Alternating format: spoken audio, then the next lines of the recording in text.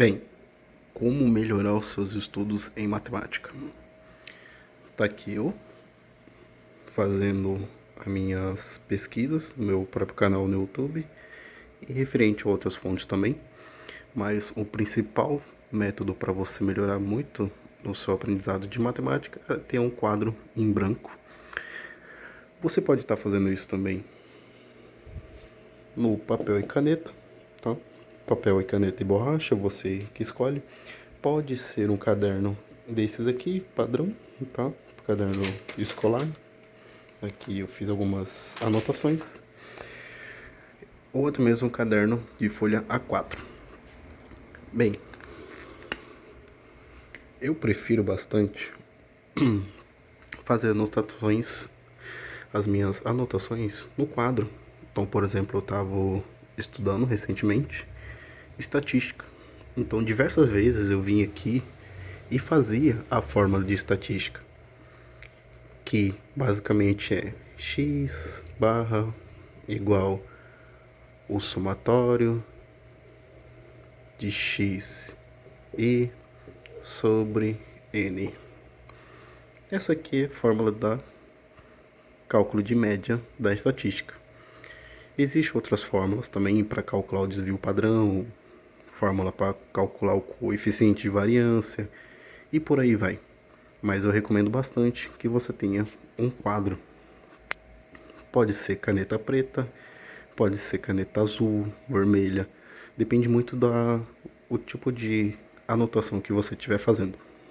Por diversas vezes eu fazia as anotações matemáticas e escrevia em vermelho qual era o tipo de fórmula que eu estava utilizando naquela semana de estudos, naquela época no qual eu deveria utilizar tal fórmula. Aquela fórmula para mim era algo novo e, devido a ser algo novo, ser muito difícil de eu colocar isso na cabeça.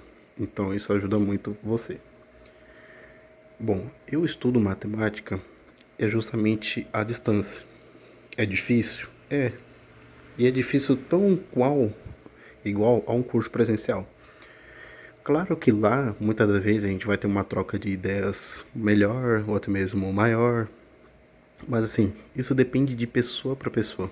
Porque eu prefiro muito estudar por conta, tenho esse hábito de pesquisar o tempo todo, de fazer cursos complementares. Então, para mim, estudar à distância, qualquer curso, seja um curso superior, por exemplo, física, astrofísica, programação, análise de dados, tudo isso eu aprendi sozinho, sem ter propriamente um mentor contratado, um professor ali à disposição, e sim por pesquisas na internet, ou até mesmo por cursos pagos. Claro que esses cursos têm os professores, que justamente eu assisto a aula ali no computador.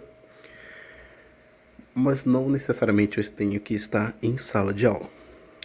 Bem, é vantajoso estudar à distância? Tem as suas vantagens e tem as suas desvantagens, obviamente, assim como um curso de graduação presencial. Por exemplo, a minha rotina é uma rotina bem corrida. Eu trabalho, horário comercial, eu faço atividade física para fazer ali a manutenção do corpo, né, da mente. E isso tudo demanda tempo. E devido a isso demandar tempo, eu preferi fazer o meu curso superior de forma EAD, tá?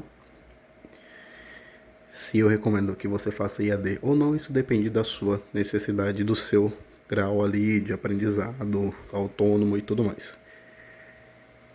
Enfim, esse foi o vídeo. Se você gostou, dê o like, porque ter um quadro desse é tão bom quanto, ou até mesmo melhor, para você que é estudante de física, química, estudante de matemática, engenharia, porque nesse quadro eu entro pela porta da minha sala, eu já dou de cara com ele ali, e a fórmula que eu estiver utilizando na tal matéria que eu estou aprendendo no momento, eu já bato o olho ali e já relembro. Então é basicamente como se fosse um flashcard. E isso me ajuda muito.